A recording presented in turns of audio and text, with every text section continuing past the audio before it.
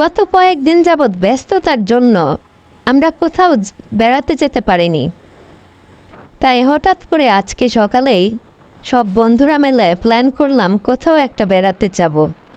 কিন্তু আমরা কোথায় বেড়াতে যাব সেটা ঠিক করতে পারলাম না। তাই ঠিক হলো আমরা প্রথমে কুড়িল বিশ্ব রোডে মিলিত হব। সেখানে মিলিত হলাম আমরা 4 বন্ধু, এবং সেখান থেকেই সিদ্ধান্ত নিলাম যে যে জায়গাটাতে বাণিজ্য মেলা হয় সেই জায়গাটায় আমরা ঘুরতে যাব। সিদ্ধান্ত হওয়ার পরে আমরা বাণিজ্য মেলা যেখানে হয় সেটার উদ্দেশ্যে রওনা দিলাম। যাওয়ার পথে আমরা 300 ফিট রাস্তার সৌন্দর্য দেখতে দেখতে যাচ্ছিলাম। ডানে বামে বসুন্ধরা গ্রুপের অনেক জায়গা আছে, অনেক প্রকল্প তৈরি হচ্ছে তাদের, এবং 300 ফিট রাস্তাটা এতটাই সুন্দর দেখে মন ভরে যাবে।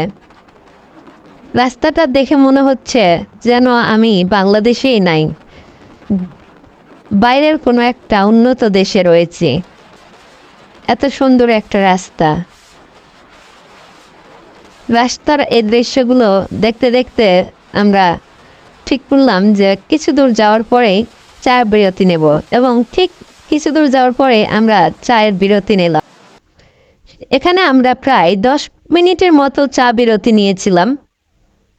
চা বিরতি শেষ করে আমরা পুনরায় বাণিজ্য মেলা যাওয়ার উদ্দেশ্যে রওনা দেওয়ার সিদ্ধান্ত নিলাম। যদিও এখন মেলা চলছে না, তারপরও আমরা ওইখানে যাব।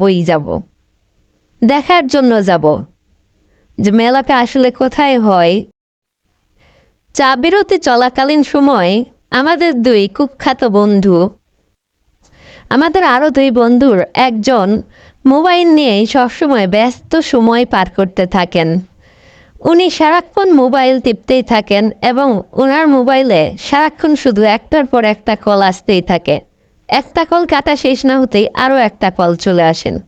আর একজন বন্ধু, উনি শুধু স্টাইল করা নিয়ে ব্যস্ত থাকেন। যেখানেই যান শুধু তার স্টাইল নিয়েই ব্যস্ত সময় পার করেন।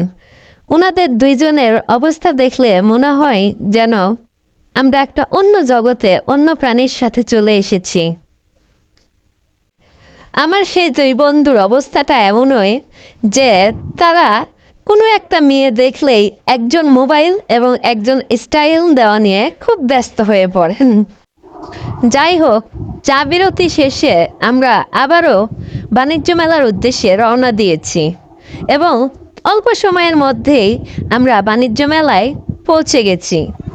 এখন এই জায়গাটা সম্পর্কে আপনাদেরকে বিস্তারিত বলবেন আমাদের এই বন্ধু আজাদ ভাই। দাঁড়িয়ে আছি Bangabandhu Bangladesh China friendship exhibition সেন্টারে। এটা বাংলাদেশের যেটাকে আমরা বলি আন্তর্জাতিক বাণিজ্য মেলা। এখানে প্রতি বছরই আমাদের এখানে ডিসেম্বরে মেলাটা হয়। তাছাড়াও এখানে প্রতি বছরই বিভিন্ন বিশেষ করে কুটির শিল্প মেলা, কারহাট সহ বিভিন্ন এক্সিবিশন এখানে প্রদর্শন করা হয়। এটা পূর্বাঞ্চলের পূর্বাঞ্চলের একদম পূর্ববাসী পড়েছে এটা। তবে আমাদের এই বাণিজ্য মেলাটা আগে ছিল ঢাকার ভিতরেই, যদিও এখন ঢাকা না, এটা নারায়ণগঞ্জে বলা যায়, জায়গাটা নারায়ণগঞ্জ রূপগঞ্জ পড়েছে। তবে একদম খুব আকর্ষণীয়, খুব দেখার মতন একটা বাণিজ্য মেলাই হয়েছে বলা যায়।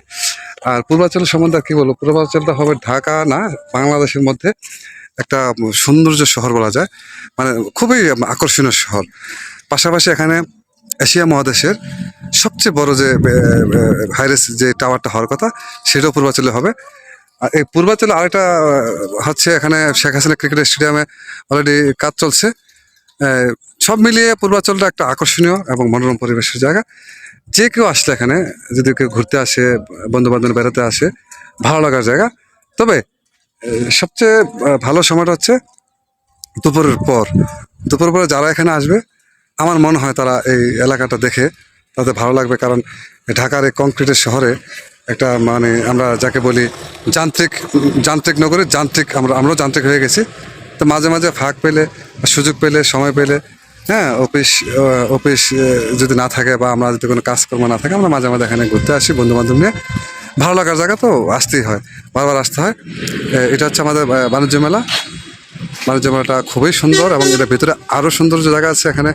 আমরা আজকে যেহেতু বন্ধের দিন আমরা ভিতরে ঢুকতে পারি না, আমাদের এখানে ভাই একজন আছে, গার্ড আছে এখানে। আমি একটু গার্ডের সাথে কথা বলবো। ভাইয়া এখানে এই মেলা কিছু একটা মেলা গেল, কি মেলা ছিল জানি?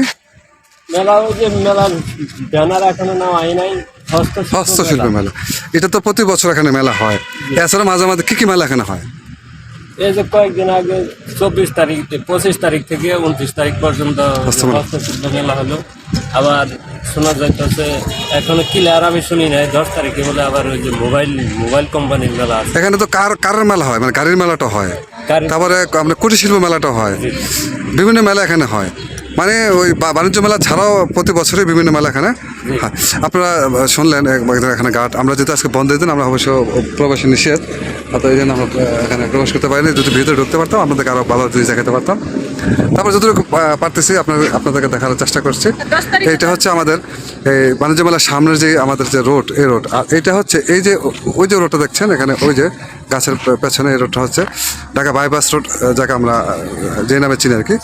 তো রোডটা হয়তো সংস্কারের কাজ চলছে, যদি সংস্কার হয়ে যায় আশা রাখি এখানে আসার জন্য, শিবিরতে আসার জন্য যে একদম 10 থেকে 12 মিনিটের মধ্যেই আমরা ঢাকা থেকে এখানে এসে পৌঁছতে পারবো।